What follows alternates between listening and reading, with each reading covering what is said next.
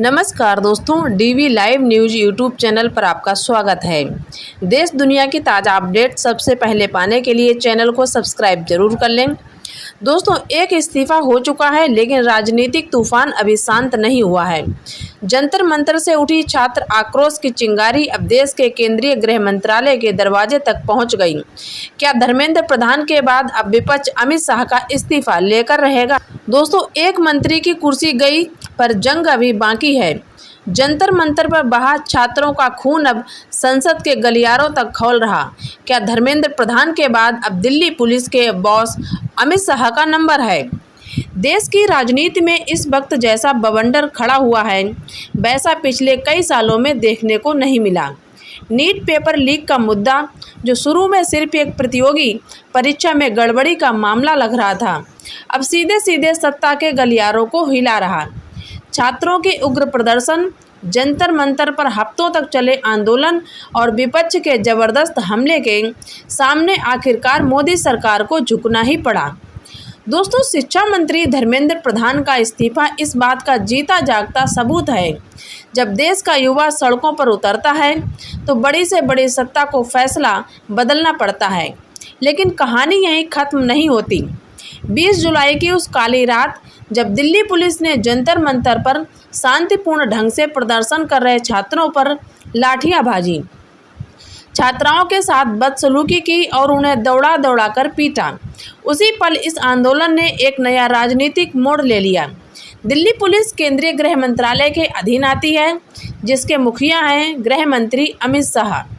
अब देश का छात्र, कांग्रेस समेत पूरा विपक्ष और आंदोलनकारी नेता सीधे एक ही सवाल पूछ रहे। शिक्षा मंत्री का इस्तीफा हो गया, लेकिन छात्रों पर लाठियां चलवाने वाले गृह मंत्री का इस्तीफा कब होगा? दोस्तों, धर्मेंद्र प्रधान का पद छोड़ना सिर्फ एक मंत्री का हटना नहीं, ये सरकार की रणनीति में एक बहुत बड़े बदलाव का संकेत है। क्योंकि धर्मेंद्र प्रधान का इस्तीफा क्या यह मोदी सरकार का बैकफुट पर आना है? छात्रों की पहली बड़ी जीत। आंदोलनकारी छात्र संगठनों ने शुरू से ही यह शर्त रखी थी कि जब तक धर्मेंद्र प्रधान इस्तीफा नहीं देंगे, सरकार से किसी भी टेबल पर बात नहीं होगी। बीजेपी अध्यक्ष जेपी नड्डा के साथ हुई मैराथन बैठकों के बाद आखिरकार सरकार को प्रधान का इस्तीफा मंजूर करना पड़ा। नंबर 2, सत्ता की मजबूरी। सरकार जानती थी कि अगर शिक्षा मंत्री का इस्तीफा नहीं हुआ तो यह आंदोलन पूरे देश में फैल जाएगा। इसलिए धर्मेंद्र प्रधान को हटाकर सरकार ने डैमेज कंट्रोल करने की कोशिश की है। तीसरा, छात्र नेताओं का रुख। सीजेपी के संस्थापकों का कहना है कि यह सिर्फ पहला विकेट गिरा है, मैच अभी बाकी है। छात्रों ने साफ कर दिया कि वे केवल एक इस्तीफे से शांत होकर बैठने वाले नहीं हैं। 20 जुलाई को जंतर मंतर पर जो कुछ हुआ, उसने पूरे देश को झकझोर कर रख दिया। प्रदर्शनकारी छात्रों का आरोप है कि दिल्ली पुलिस के बड़े अधिकारियों, डीसीपी संदीप लामा, एसीपी अजय शर्मा और सचिन शर्मा के नेतृत्व में पुलिस कर्मियों ने बहुत ही बुरी तरीके से बर्बरता की सारी सीमाएं पार कर दी। जब पुलिस गृह मंत्रालय के इशारे पर काम करती है तो पुलिस की हर एक लाठी की नैतिक और कानूनी जिम्मेदारी सीधे गृह मंत्री अमित शाह की होती है।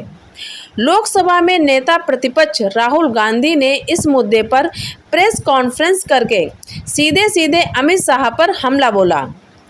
उन्होंने आरोप लगाया है सीधा कि राहुल गांधी ने कहा कि छात्रों पर गोली चलाने, पैलेट गन, लाठीचार्ज के आदेश देने के लिए सीधे तौर पर अमित शाह जिम्मेदार हैं। कांग्रेस ने ऐलान किया है कि संसद का सत्र शुरू होते ही गृह मंत्री के इस्तीफे और प्रधानमंत्री नरेंद्र मोदी की माफ़ी की मांग को लेकर सदन चलने नहीं दिया जाएगा। विपक्ष का कहना है कि देश के युवाओं के भविष्य पर लाठियां चलाने वाली सरकार को जनता कभी माफ़ नहीं करेगी। अमित शाह को इस्तीफा देने की नौबत से बचाने के लिए, विपक्ष के इस हमले की धार को कुंद करने के लिए सरकार ने आनन फानन में छात्राओं की कई बड़ी मांगें स्वीकार कर लीं। नंबर 1 है दर्ज केस वापस होंगे। जेपी नड्डा और बीजेपी नेतृत्व ने आश्वासन दिया है कि 20 जुलाई के प्रदर्शन के दौरान छात्रों पर जितने भी आपराधिक मामले दर्ज किए गए थे उन्हें बिना शर्त वापस लिया जाएगा। पेपर लीक, तनाव और पुलिसिया कार्रवाई के कारण जान गंवाने वाले या गंभीर रूप से घायल छात्रों के परिवारों को मुआवजा देने की बात मान ली गई। छात्रों की मांग 1 करोड़ रुपए की थी। दोस्तों, इन रियायतों के बाद छात्र संगठनों ने जंतर मंतर से अपना धरना अस्थायी रूप से भले ही स्थगित कर दिया हो, लेकिन विपक्ष इस मुद्दे को ढीला छोड़ने के मूड में बिल्कुल नहीं है। क्या अमित शाह का इस्तीफा मुमकिन है?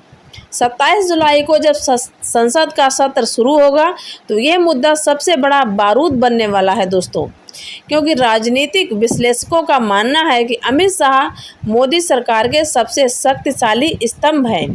धर्मेंद्र प्रधान को हटाकर सरकार के लिए आसान था, लेकिन अमित शाह का इस्तीफा देना सरकार के पतन या बेहद कमज़ोर होने का संकेत माना जाएगा। इसलिए सरकार शाह का बचाव करने के लिए हर संभव जोर लगाएगी। पीएम मोदी से माफ़ी मांग की है छात्रों ने। विपक्ष का कहना है कि सिर्फ रील्स बनाने या खोखले भाषण देने से काम नहीं चलेगा। देश के युवाओं के साथ जो अत्याचार हुआ उस पर प्रधानमंत्री को संसद के पटल पर खड़े होकर देश से माफ़ी मांगनी होगी। दोषी पुलिस कर्मियों पर कार्रवाई की मांग की है।